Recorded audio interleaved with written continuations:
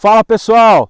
A nossa discussão de hoje é em relação ao planejamento das nossas atividades para o período de inverno do ano agrícola.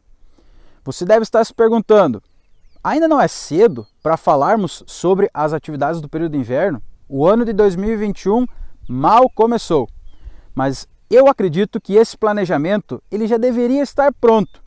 Se ele ainda não estiver pronto, está tudo bem, ainda estamos em tempo de fazê-lo. Para isso eu quero destacar no vídeo de hoje 3 tópicos que eu acredito que são extremamente relevantes para termos êxito no planejamento das nossas atividades. O primeiro tópico é a definição da exploração agrícola que teremos em cada uma das glebas. Nós podemos falar sobre produção de grãos para comercialização direta, ou então esses grãos podem ser utilizados na alimentação animal na sequência. Podemos estar falando da produção de sementes das culturas de inverno, que é uma ótima alternativa. Podemos também trabalhar com a condição de produção de palhada, ou seja, trabalhar com plantas de cobertura exclusivamente. Também temos a possibilidade de trabalhar com produção de forragem conservada, seja ela feno, pré-secado, silagem, e também temos a possibilidade de termos pastejo nas áreas de integração lavoura-pecuária. Então, esse primeiro tópico é importante. Temos que definir as explorações agrícolas que vão acontecer em cada uma das glebas. Segundo tópico é a definição da espécie que eu estarei utilizando como uma planta de inverno, uma planta hibernal. Entre as espécies, nós temos algumas gramíneas, outras que não são gramíneas, então a maioria delas são do grupo das gramíneas.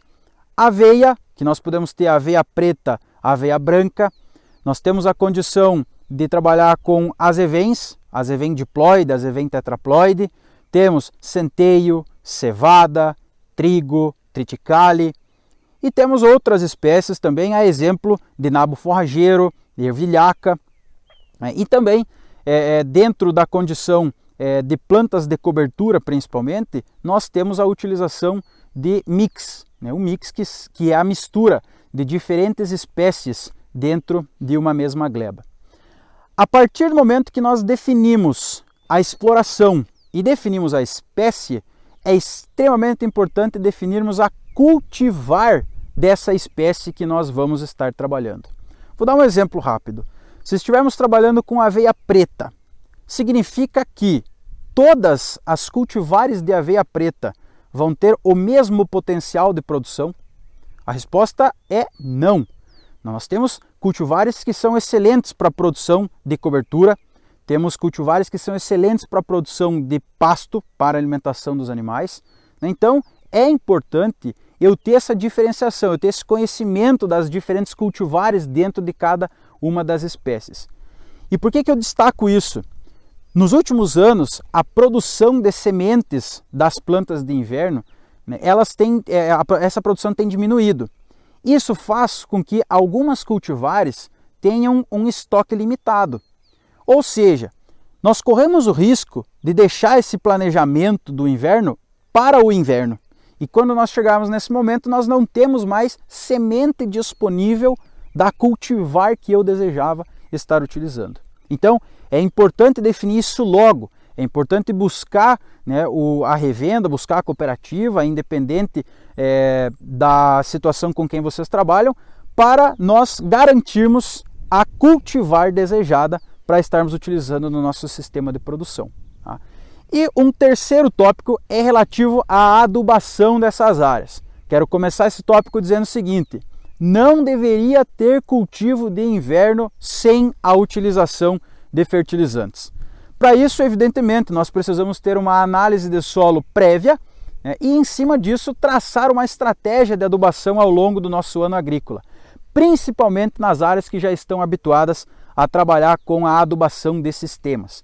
Quando nós estamos falando de adubação das plantas de inverno, é óbvio que nós estamos destacando o aumento na capacidade produtiva dessas plantas, o aumento na capacidade de produção de feno, o aumento na capacidade de produção de massa de forragem, o aumento na produção de grãos, enfim, independente da condição.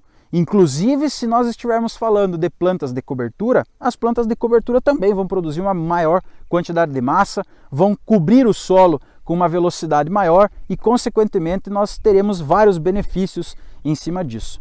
Além de que a adubação que nós estamos realizando no período de inverno, ela tem residual para o período da próxima safra, a safra de grãos que virá na sequência.